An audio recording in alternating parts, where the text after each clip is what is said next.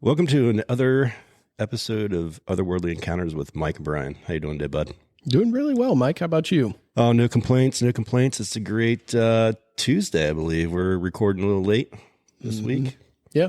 So we got an excited. I'm actually really super excited. Yeah, for this me one too. today. This will be good. Yeah. So to all our listeners out there, today we are going to be discussing the, how would you say that? I'd say the intersection of religion and paranormal. Yeah, man. Yeah. And just for some background, you and I made a road trip last week up to Michigan and back, and we actually spent a majority of, I don't know, what was the better part of 9 hours in the car listening to different podcasts of kind of this similar topic. We listened to Diana Pasulka. We listened to Christopher Bledsoe. So it really helped kind of prep our minds for this topic. And I think it's really interesting. Yeah, this is going to be a good one. So we have Pastor Judd from Michigan, actually, coincidence, right? Yeah. With us today. And I'm just going to let Judd introduce himself. Go ahead. Yeah. Hi, Brian. Hi, Mike. How are you all tonight? We are great. Doing great. Good. Yeah, I'm Pastor Judd. I'm a ordained pastor in the Evangelical Lutheran Church of America, and been ordained for, well, it's 2020, a big claim of fame of mine. But I was the first in our tradition, the first pastor ordained during the pandemic. So that was kind of exciting times to be ordained. I drove a gasoline truck for 20 years prior to that. So I had plenty of time to sit and ponder things in life behind the wheel of a truck for many years, and just really always sensed a call into ministry, and finally took that leap and was moved up to Michigan as an internship, and then was ordained and been a pastor at that church now for going on 6 years. And so I was there for 2 years as an intern, and here I am now talking with you. So this is a good night. I love it. Well, we won't hold being Lutheran against you. I was baptized Lutheran, so we'll give you some street credit there. Okay, there we go. And from my understanding, although you are a Michigan transplant or transplanted up to Michigan there, you're still an Ohio State fan, correct? Absolutely, 100%. Right. And 51 weeks a year. I think we get along just great in that 1 week. But I got to say, something's got to change, because I've been having to wear the maize and blue and sing the fight song and everything, Hail to the Victors, for the last few years, and it's really taken its toll on me. Wow. So, way to bring the podcast down already, right? Let's just open up all those wounds and throw some salt into them. But absolutely. So, all right. But now the biggest question. Weapons of choice. Brian, what are you going with tonight? Well, hold on. I want to back up for a minute. You definitely programmed the womp womp button into this apparatus. Oh, it may happen. Okay. Well, I was suggesting it for the Michigan comment. Yeah, but there's a good time place for everything. Well, tonight, Mike, I've got much better than that. Tonight, Mike, I've got Rheingeist Juicy Truth. Oh, all right. I am going with it's called Outlaw, and it's Mile High Light Beer out of Colorado. Oh, very nice. Judd, what are you going with? Okay, so this is almost embarrassing to say, but I'm sitting here with my giant bottle of water, because I'm on a somewhat of a medical test coming up, and so no alcohol right now. But maybe a miracle might happen, and it might transfer, maybe not into wine, but there is a bottle of Woodford Reserve High Rye right here close. So we'll see if a miracle happens. Okay. I'm doing it anyway. I'm doing it anyway. All right. I'm doing it anyway. There we go. I'm doing it anyway. There we go. All right. Here we go. All right. I am impressed with the Woodford Reserve, though. Yeah. He'd be the first one on our episode that went with a bourbon. Yeah, I think you're right. Ooh. Class it up a little bit. Yeah. We need that. Well, I'm sure we'll have you on again, and I won't want you the next time. All right. How's that sound? All right, Judd. So obviously, in our previous discussions, we discussed, this is a podcast of extraterrestrial paranormal. So how historically, how has Christianity What's most Christians' thoughts, or what is the church thoughts when it comes to extraterrestrial or paranormal? I think it's always been, from what I could tell, I did do a little bit of checking up and stuff. What I could tell, it has been shied away from more than explored. And I think part of that is because scriptures being our authoritative writings of the Bible there's nothing in the Bible that acknowledges the existence of any kind of paranormal or extraterrestrial. I guess I shouldn't say not paranormal, because talks about mediums and things of that, divinators and things of that nature quite a bit. But from the church standpoint, I think it's shied away from the conversation in a lot of places and a lot of times out of fear.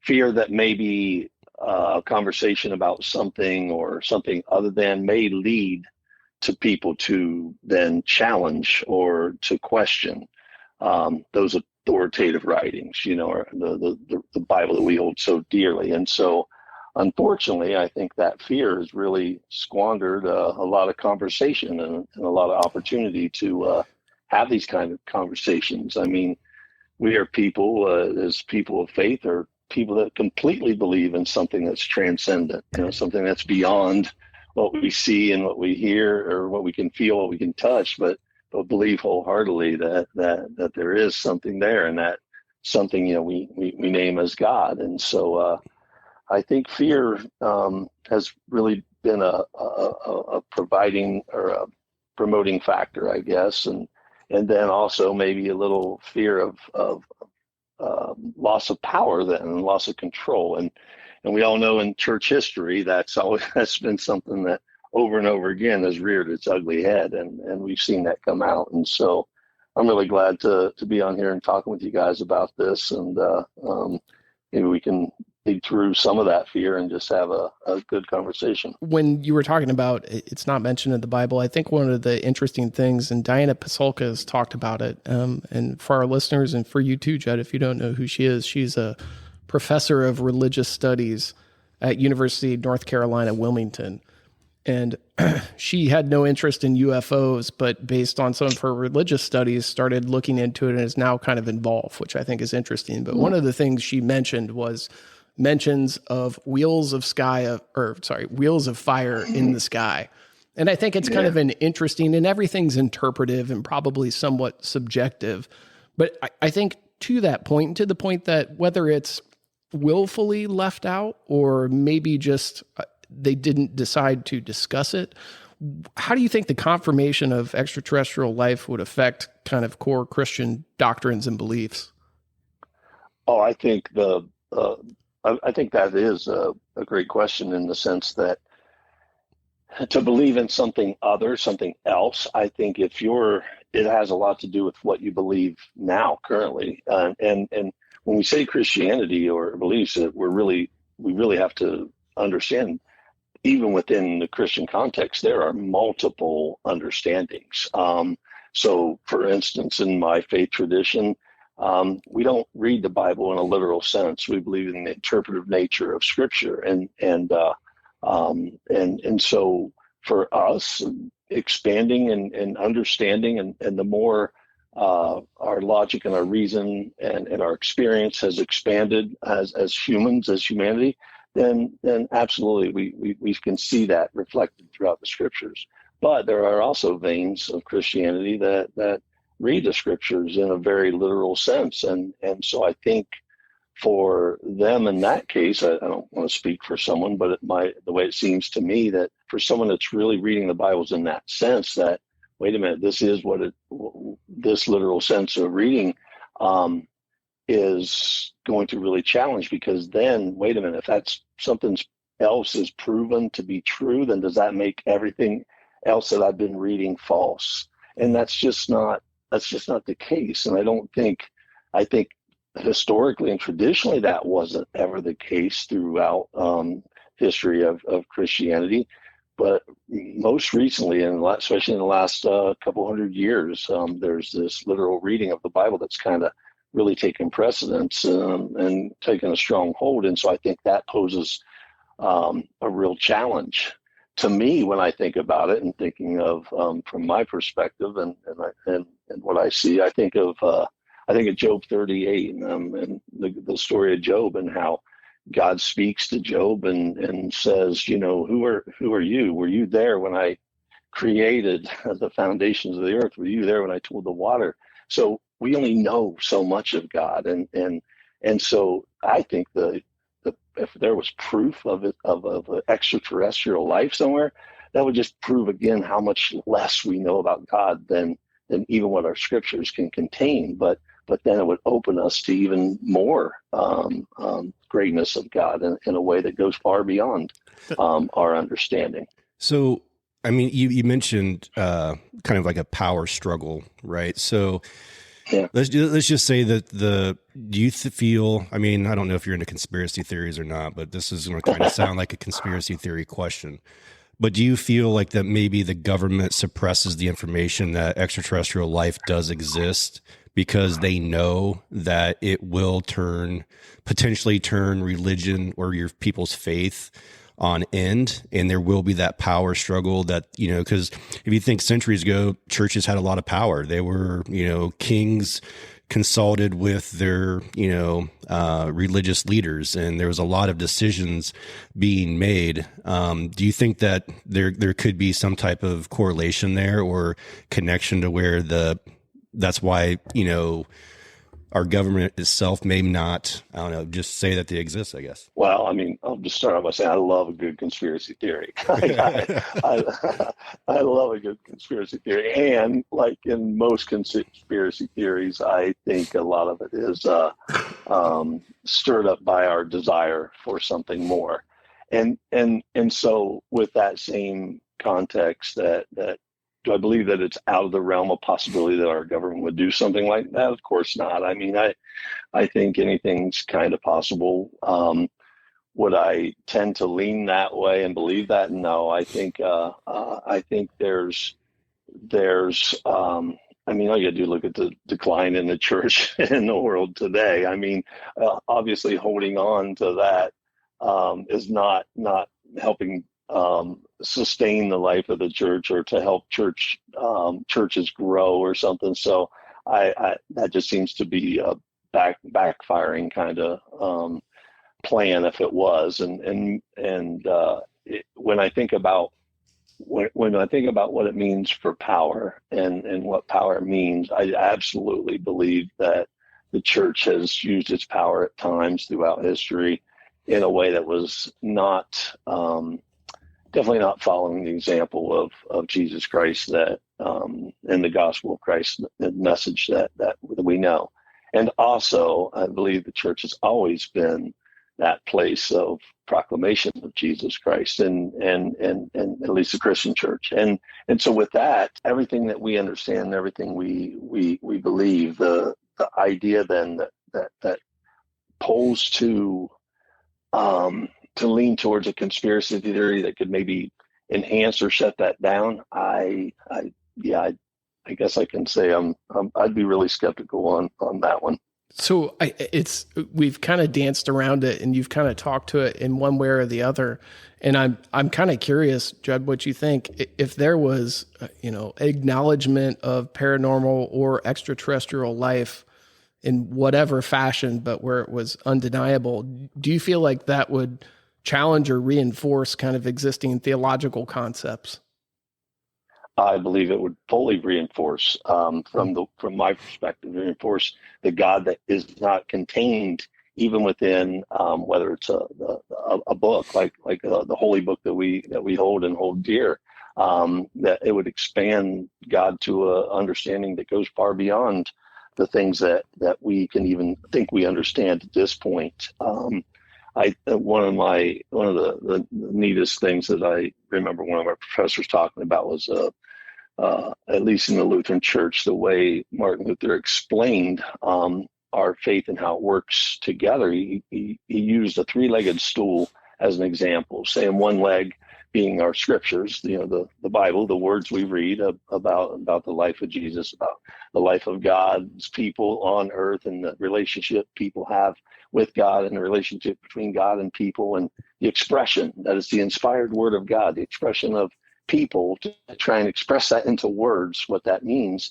But that's not the only thing. There's also then our experience. I mean, if I see something, you know, and it's a great question, Brian, because I've kind of had, we don't talk about those things, but I think everyone's kind of had those, wait a minute, did that just happen kind of moments? Or wait a minute, what was that? Is that real kind of moments?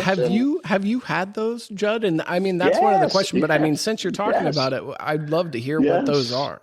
Yeah. Yes, I've had nothing that I would absolutely say unequivocally this is what it was, but it was moments of spirit kind of thing, like whether it's a family member or something, but a presence. Like I've absolutely had those kind of moments, and one in particular where it really touched me close and got to the core of like, wait a minute, there really is something that's beyond just this earth. There's something still going on. And so for me, that just reinforced the idea that, wait, we are spiritual beings. We are spiritual people. We are this idea of a spiritual realm, of a godly realm, of a kingdom of heaven, this idea of kingdom of God being something beyond and also here right now. And we're just so closely connected. And so absolutely. And I think so that experience, you know, if that's the second leg of that stool and the scriptures, and if there's nothing saying, wait a minute, no, that those two aren't button heads, but then the third one is logic and reason. And so if the things that we learn from science, the thing that I got to say, the thing that always drives me nuts is when I think it's a false statement when people say, well, science and religion just don't mix. They're opposite each other. And that just seems like total, well, whatever. It just seems like total BS to me. I thought he was getting ready to drop it. I thought he was getting ready to drop the bullshit. No, but it just drives me nuts because wait, no, like if what we believe is true about God, and I believe it is, then God's the creator of science. And so putting those three things together, our experience, our reason and logic, and then the scriptures. And so if we find something that without any one of those legs, the stool doesn't stand. And so if we find something that's saying, well, wait a minute, I'm reading this, but it's not quite making sense with everything we know about science, everything we know about my experience. I've seen it and felt it and touched it and tasted it and wait, now there's even something more. And so, no, I think it would absolutely reinforce my faith in God in a way that probably I think would help increase, to be quite frankly, because I think that's one of the challenge to be a person of faith is that we're totally leaning everything we are and guiding everything we are as into something that, wait a minute, I didn't walk with Jesus. I mean, I went and walked in the places that he walked and was moved by that.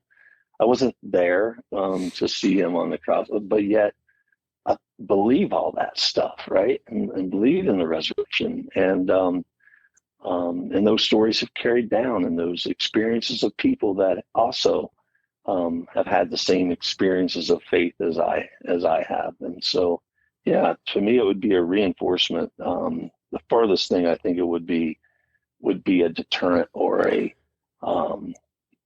something that would say, well, then that means everything that I've been reading and everything I've been teaching is wrong. Well, no, I don't see that at all. Yeah. And I actually agree with you. Because I mean, I think we all struggle, with our own, personal faith, over the years, but for me, it would be hard. It's hard for me to believe that God created just the heaven and earth. And I mean, he obviously created the cosmos as well. And you can't believe me that if he was able to create man and woman on earth, that he didn't do it somewhere else in the solar system. You know what I mean? So that's my belief right there is just, we can't be alone as much as I wanted to deny it at times. I just don't feel that we are. I think there's an interesting overlap in Christianity and kind of UFOlogy or paranormal. And with religion, in my mind, everything that you're taught out of the Bible is really to build a good culture, and culture is a group of people that believe what they're doing is important and meaningful. And I think most of what you take out of the Bible is be a good person, do well to thy neighbor, etc. But everything is, there's no tangible evidence. It's believe in this and do the right things and you'll feel better about yourself. And I think that's, to me, a lot of the message. And what's interesting is when we're talking UFOs or paranormal, it's the same kind of thing. It's, I believe in it. I can't put my hands on it. There's no real world evidence. We have videos, but things can be faked. So I think the tangential piece between religion and UFOs and paranormal is really that it's something that we believe in, but we can't really quite wrap our arms around. And sometimes you just have to have a little bit of faith.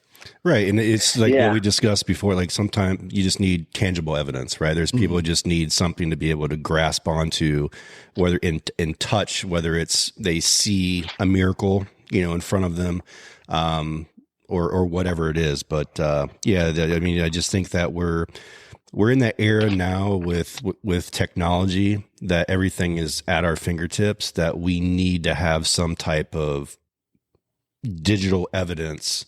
But then again, I mean, even if God himself was caught on camera walking across your yard, there would be non-believers. Well, and has he been, right? There's all the debate around the Shroud of Turin. Is that real? Is it not? We don't know. But that's why ongoing studies exist. What's your thoughts on that, Judd? Well, I think what I hear you both talking about this, and I think this comes back to your question, Mike, about the conspiracy thing. Because I think when we think about definitely one of the claims, but probably the biggest, if not absolutely the most important claim of the entire Bible and actually our faith, and probably should be the biggest claim that the church makes, is that not so much about being good, doing good, but it's loving God and trusting God.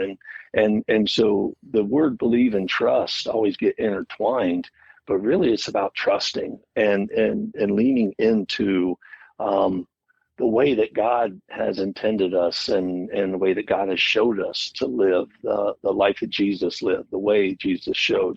And so I think part of it then becomes this issue of, at least from the church perspective, then would be, well, wait a minute.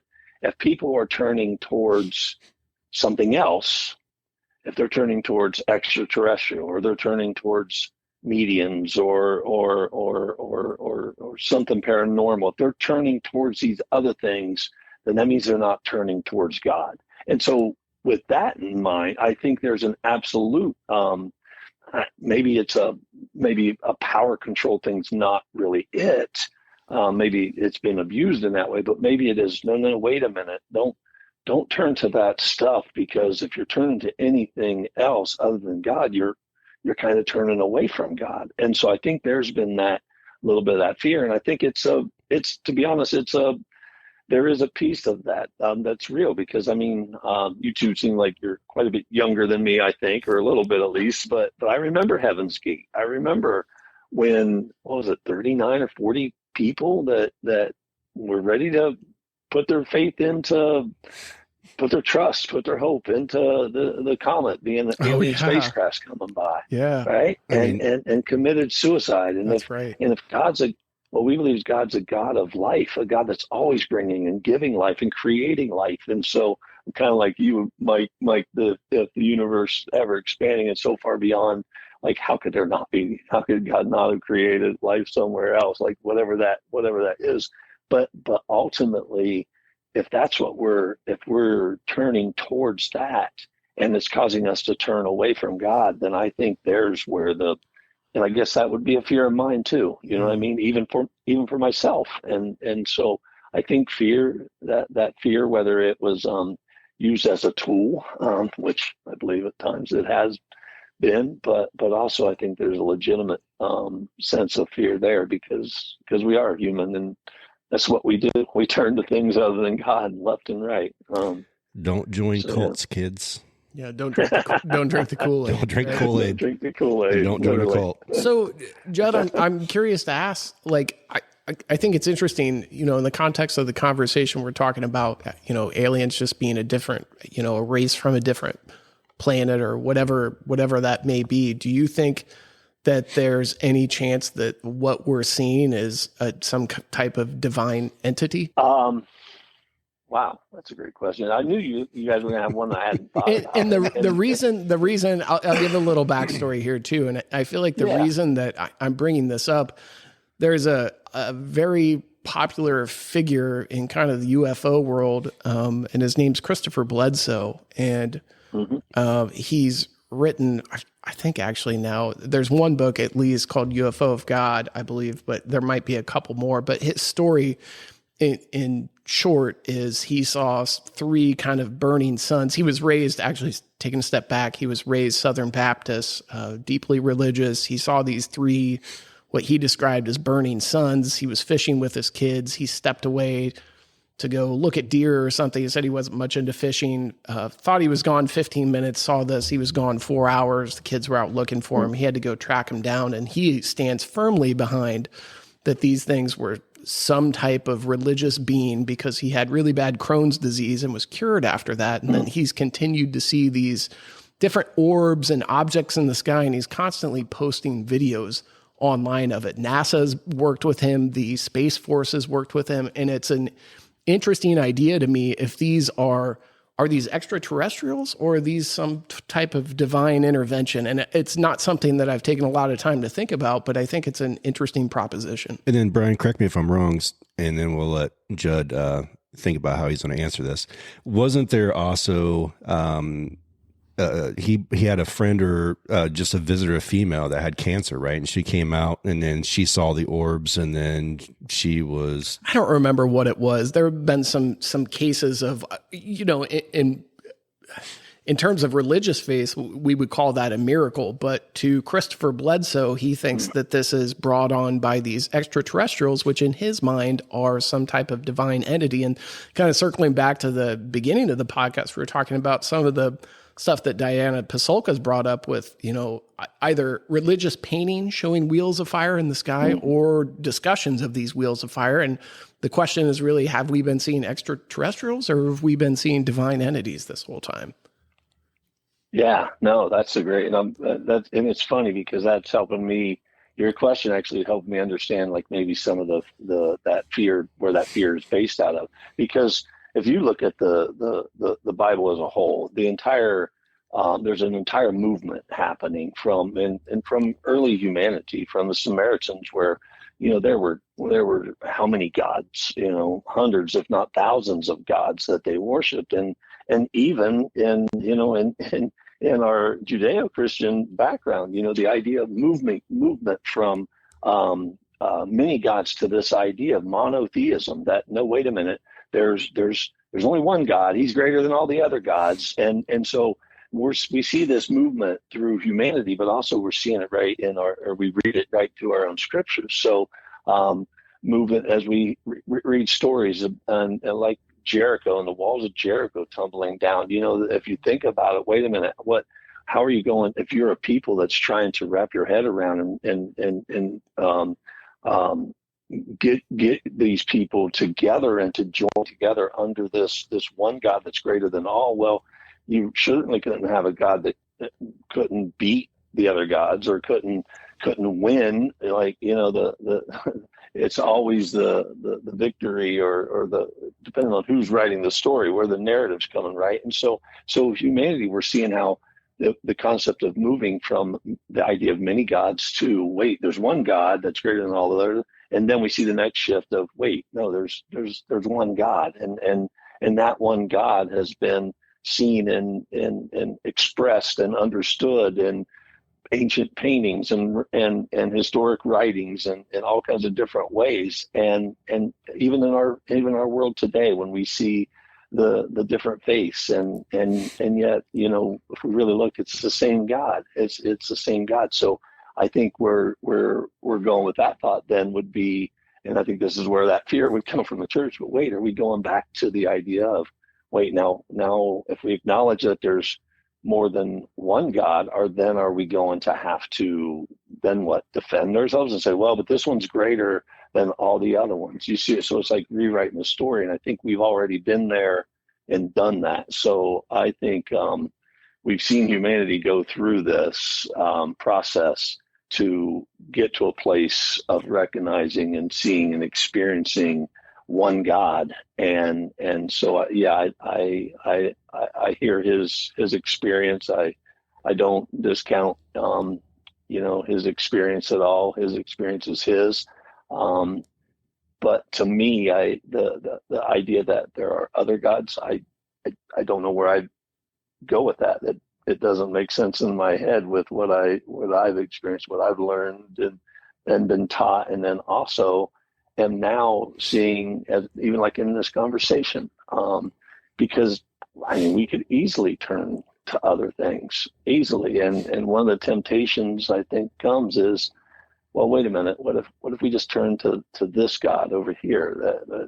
Our God's, that God they keep talking about is not working. Like I've been praying for my cancer to be relieved and it's not gone. So that God's not working. So let me go find a God that does. And I mean, that's the human story. So how would you, as a pastor, address the concerns of your congregation regarding extraterrestrial paranormal phenomena? Like, like as we're discussing these topics now, like how would you discuss that with someone within your church if they came to you with these same questions or concerns?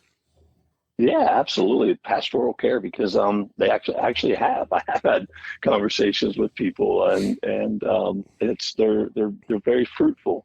And in my direction, or I guess my encouragement is always to seek God in all things. And so, as you're exploring something else, then and you're looking and reading up and hearing about these other people's experiences, let those things draw you into a deeper, closer relationship with God rather than pull you away from, because I think I don't like either or at all. Like there's always both and kind of concept we live in.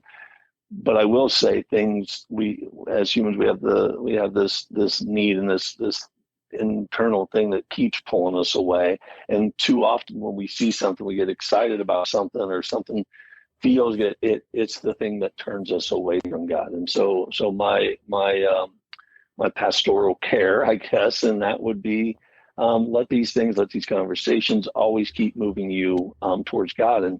And just like that, if we think God is the giver of life and the creator of life, and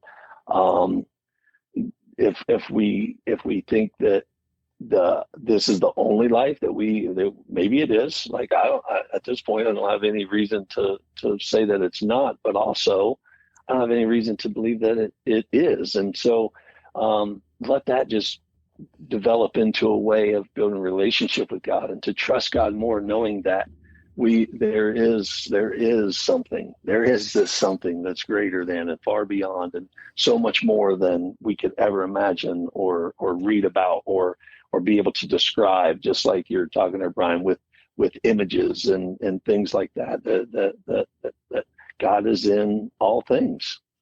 Could the belief in paranormal or extraterrestrial, could that create new opportunities for collaboration, or do you think it would cause division within the broader religious communities? Well, it's both. There's both and, but I think it depending on who you're having the conversation with. I believe that there's not a lot of, well, I shouldn't say that. Trust me, there's a lot of pastors that would love to be having this conversation with you. I meet on Tuesday mornings with a group. I told them I was going to be doing this with y'all tonight, and they were so excited, and they can't wait to listen. So you might get some more. You might get some more subscribers. That'd be awesome. But also, I know there are also a lot of pastors that don't kind of believe the scriptures in the way we do, and the faith is, and that would be a total. It would be seen more as, wait a minute, you're allowing demons or whatever kind of forces, satanic or whatever. It would be, we're going to push that away as far as possible. So I think that's the state of the church now, that we're in. So I think it depends on who you're having the conversation with, honestly. So I think it'd be kind of like anything else. I mean, you're going to have division, right? You're going to have one side saying we're correct. You're going to have another side saying we're correct. And then, the individual, hopefully being a free thinker, will then have to either stay neutral or choose. Yeah. One of my professors give me some of the best words to use all the time. He said, well, here's what I believe, but I might be wrong. And honestly, that's how with this stuff, with everything, and I may be wrong about it,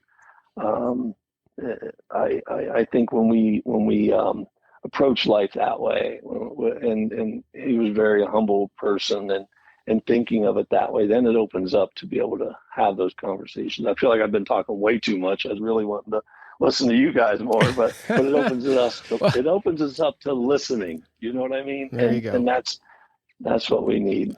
So, Judd, I want to kind of turn a 90-degree here, because I read this book. I thought it was super interesting, and I'm curious to get your take on this. If that fly goes into your mouth right now, man, I know it's just myself. It's the only one in here. It's the lone survivor. It's a sign. I read this book by Brian Maresca, and he is an attorney that failed at being an attorney and decided he wanted to do his own research, and picked this topic that I thought was fascinating. The book's called The Immortality Key, and the super brief synopsis of this book is that he went to Greece, and there was an island in Greece where people would journey to experience their faith. And what he did is he looked for the chalices that they used to drink. They drank the holy wine of Dionysus. And what they found via archaeochemistry is that, and it's interesting to me, yes, that was wine, but part of what they used to make the wine was wheat. And on that wheat, they found a super high ppm, parts per million value of ergot, and ergot is a derivative of LSD. So what they were able to deduce from this archaeochemistry is that the people that were journeying to this island to experience God were actually really getting drunk on wine, but then also tripping from the LSD aspects of ergot, in addition to throwing up and some different things that were negative side effects because it wasn't refined. But where's my travel agent? I'm curious. Yeah. I'm curious to get your thoughts on kind of the role of psychedelics in religion and how that may relate back to either paranormal or kind of UFOlogy. Boy, that's a great question. Well, you definitely. Yeah, that's a great question, and I can only say I have no clue. I have never even. I find it very interesting. Well, so when we think of anything, so like I said, the inspired word of God, written by humans, written, and so the idea that humans that are angry, humans that are hurt, humans that are in pain, humans that have vices, humans that so I think we see again and again. I think the thing that I think we have to remember in sense like that is if we're looking at this and we say, okay, wait a minute, the writer, whoever wrote the book of Revelation, the Revelation to John, whoever wrote that, they must have been tripping on something, because look at these images, look at all of these ways. Well, when we think about, okay, wait a minute, let's look at the historical context of that writing and that writing style and apocryphal writings and writing in code, and also then look at the state of what the people of faith were facing death. So maybe it wasn't as outlandish. Maybe it wasn't inspired by alcohol or drugs or something. Maybe it was, wait a minute, in order for this message to carry on, we need to write it in a way that is not going to be picked up by the empire. And they're not going to come and light us up like Roman candles, or as they did for Christians. So as far as the scriptures themselves go, I don't know about that, but clearly through church history and church leadership, I mean, look, we've already talked about, what was his name, Applewhite, that led that. LSD was a piece of that throughout. What was his name? The Oh yeah, you're getting me. And Timothy O'Leary, that was a Timothy whole Leary. thing with Timothy Leary. Yeah, Right. sorry.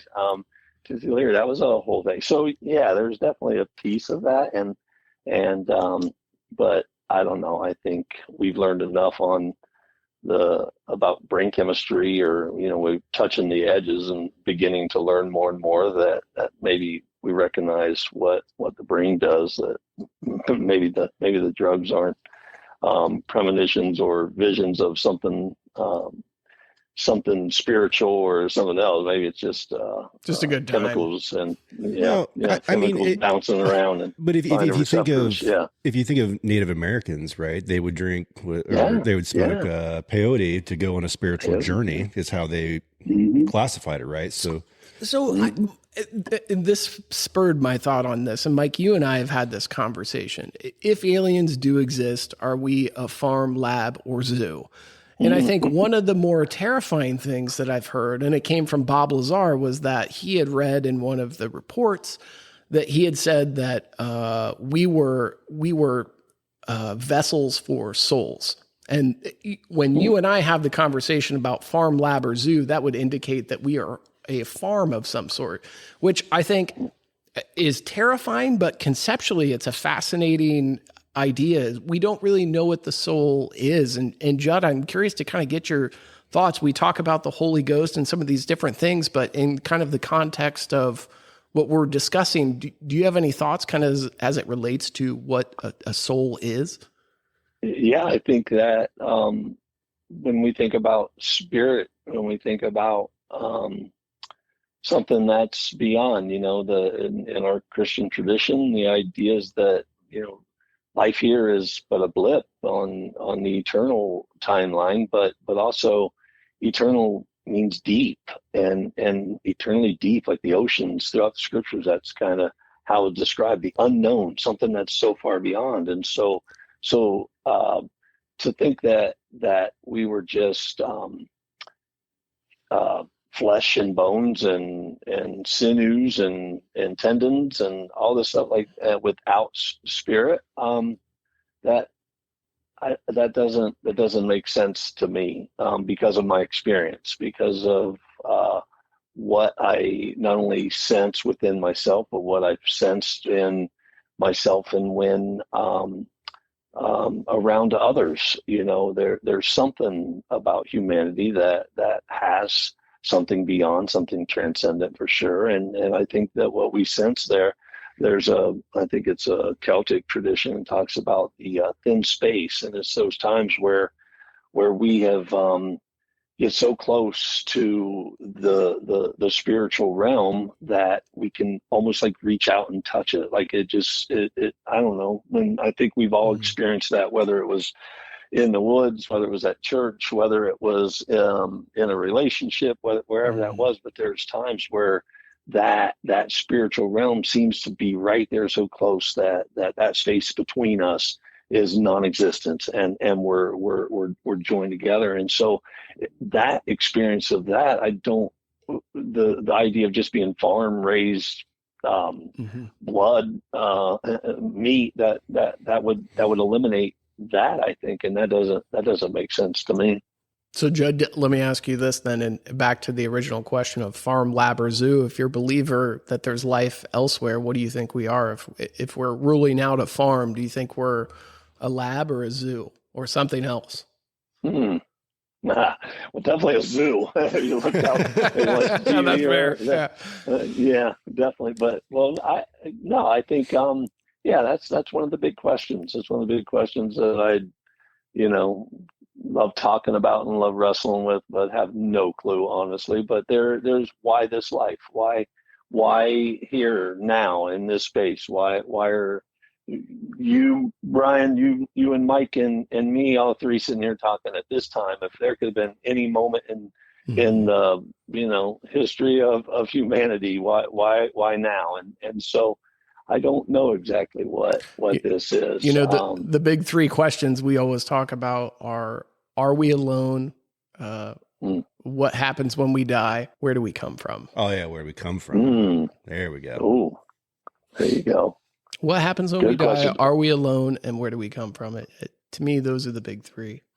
Oh, okay. And I think one of the things that I don't like about when I think about church or religion or whatever, it's like there's always a need to answer those questions. Mm-hmm. And I think the thing is those are definitely questions that are beyond our full understanding. I mean, right. I think we look to the scriptures and we have some clues and some stuff.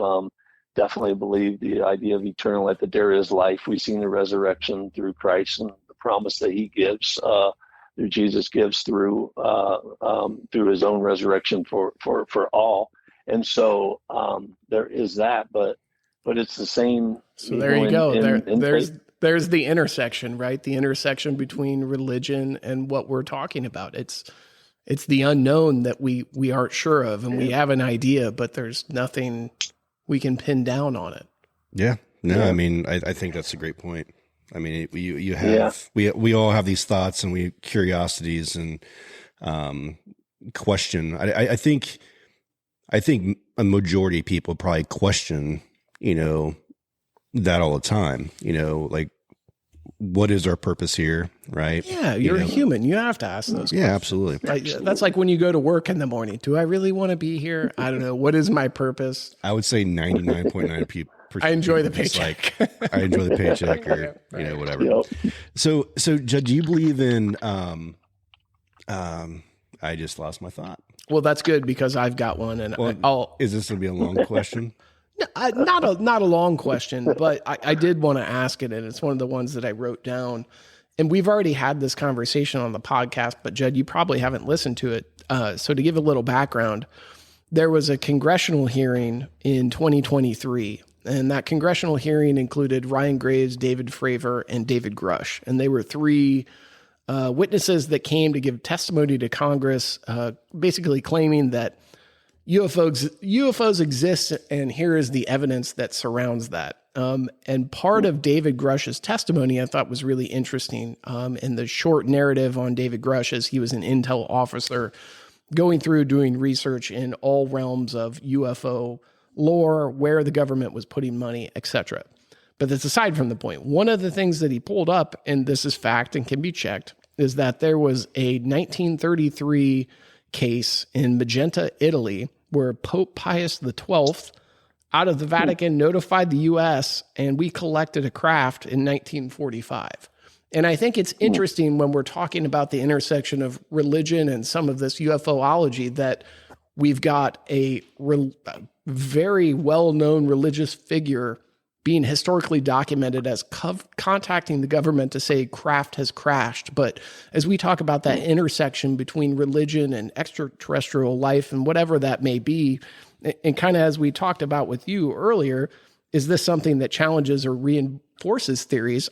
I think we have some actual case evidence to say that this has not only been reported, but reported by Pope Pius XII. And I'm just curious to get your take on the idea that happened in the actual reporting, kind of in the context of your religious beliefs. Yeah, no, I think that's fascinating. I wrote it down. I can't wait to kind of look it up some and see. I lived in Dayton, Ohio area for a little bit, and right pat down the road, and so I was reading all kinds of stuff then about the Roswell crash, Area 51. Yeah, like they're trucked in pictures with big trucks. So yeah. I think it's interesting to which maybe that was all over the news. I mean, that seems very obscure to me, and I'd be surprised if that was the only time. You know what I mean? Like, it would really surprise me if that was the only time in recorded history that a high ranking or high level, I don't know how you want to put it, but a religious leader was like, hey, wait a minute, something's going on here. I still don't see that as a challenge to faith. I think kind of like what we talked about earlier, I think scholars for a long time have pointed like to the silence of the Bible, I guess, on this matter, or the silence of the church in these things as proof that stuff does not exist, or that is it rules it out. But I just think, all this is just one more opportunity for us to be open to what God's doing. And it's not saying it absolutely is, but it's definitely not saying it's not. So no, I hope I make that pretty well clear that those kind of things I don't think should threaten a person of faith. I think they should invite a person of faith into looking to God and the unknown of God that cannot be known as wait a minute, is this a chance to get to know God just a little bit more? Joe, would the church or churches, would they have to adapt their teachings or their practices if there was a wide acceptance of extraterrestrial belief? Absolutely. So like in our church, we have all kinds of like social statements. And I did look, we do not have a social statement on extraterrestrial or paranormal. There's no social statement on that. And partly the reason being is because it's not obviously it's a talked about thing, but I think the conversation has just been pushed down. I think people who have raised things have been looked at as being eccentric or overtly odd or whatever the case may be, or just plain out of their minds kind of thing. And I think if the conversation comes up, as it obviously is starting, just like you said, it was congressional hearing, then I think that's absolutely something that will the church will have to enter into the conversation. And unfortunately, there's a thing called the speed of church, and usually the church seems to be behind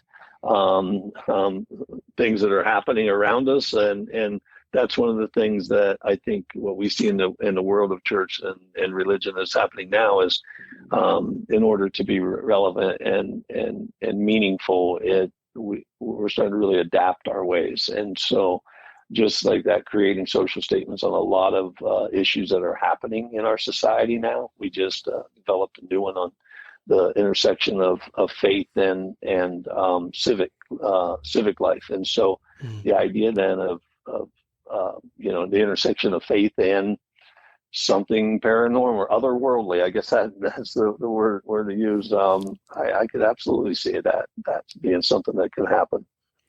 We've talked a lot about UFOs. I'm curious to get your take on kind of the more paranormal side and sightings of ghosts and what you may. Yeah. What do you think that is? To me, that seems more. To me, that makes, in my own personal mind, and I guess I probably should have prefaced all this with, I as a public person of faith, I not only speak for myself when I speak, I have to think about I'm speaking as a representative of the church, of my church. And so from a church standpoint, there's not even those kind of discussions or not even those things. So these kind of things are more just this here is more on my personal idea in that. But to me, it makes so much more sense. Because like I was saying before, like that if we are people of faith, then and what we say, what we proclaim about this spiritual realm, this idea that there is something that's not just here in this life, and if it's all around us, and the idea, the whole concept of claim of our faith is that God did not leave us alone, that we are not alone, that God is with us, and so much so that the incarnation of Jesus Christ, that God came to be with us. And so it strikes me a little bit odd that we've never embraced the idea of ghosts or spirits, however you want to think about that, or word that. I guess language is probably the biggest roadblock, because we can talk about spirit all day long, but yet you say ghost and it's like, oh, wait a minute, that's a negative. Well, what if we're talking about the same thing? What if the idea, if we are spiritual beings, and that spirit does leave the physical body at some point, and they're no longer connected, there's one of your questions: where is it? And several things in scriptures point to the idea that life continues, whatever that looks like. There's been a lot of debates. Some people claim to have been there and seen it, but yeah, to me, the idea of paranormal, of ghosts or something along those lines, seems a lot quicker for me to be able to get to that. Even though I want to believe that, life so far beyond with extraterrestrials, but even if so, the idea of, I don't see how we could even have a discussion about that there wouldn't be the possibility of paranormal right here around us, because that's what we're proclaiming. Yeah, and I mean, I don't know about you, Judd or Brian. I know I've talked about my own personal paranormal experiences in the past with shadow figures and EVPs and stuff like that. So, I mean, I like when Brian and I discussed all this before we started the podcast. He's more of an extraterrestrial guy, and I'm more of a paranormal person. I'm on the fence with extraterrestrial, but I fully believe in the spiritual world when it comes to paranormal. So that's where I kind of rest. But again, it's one of those things that I've seen, I've felt. Right. So you got that tangible stuff that we were always talking about. Like, I've had my personal experiences. Now, if a craft landed out back, I would now believe in aliens. Right. And because now so maybe I'm part of the problem. Maybe it's like I'm that person that has got to see, touch, feel in order to have that faith, whether it's in God or in spirits or extraterrestrial. Yeah. It's a lot easier to believe something if you see it or can put hands on it, right? And we're kind of like talking around the ideas of dimensional realities where, like, talking about like Back to the Future, you can go back in time. That timeline is constantly playing out, but in different dimensions. So we can exist here, but we can also exist in a different dimension doing something totally different. So we seeing rips in time-space fabric, or is this just really something that is materializing in front of us and then dissipating? There's no way to really know. Yeah. And I was actually going to ask Judd about his thoughts on parallel dimensions. Yeah. Right. And I think, the big thing around deja vu, I know we talked about it before, I think in an episode about deja vu, but supposedly the theory behind deja vu is, you have a parallel dimension. And at that moment, when you're having deja vu, that's actually where you and your other half in that other parallel dimension actually intersect. You're at that point where you're supposed to be at that time, even though you're in two different dimensions, and that's what deja vu is, supposedly. Yeah, you're above my pay grade now. That just even wrapping my brain around that, like it does. I am intrigued by Marvel movies and the way they have presented like the quantum realm and the way I know with multiverse kind of stuff, but I don't even know how to think about that, honestly.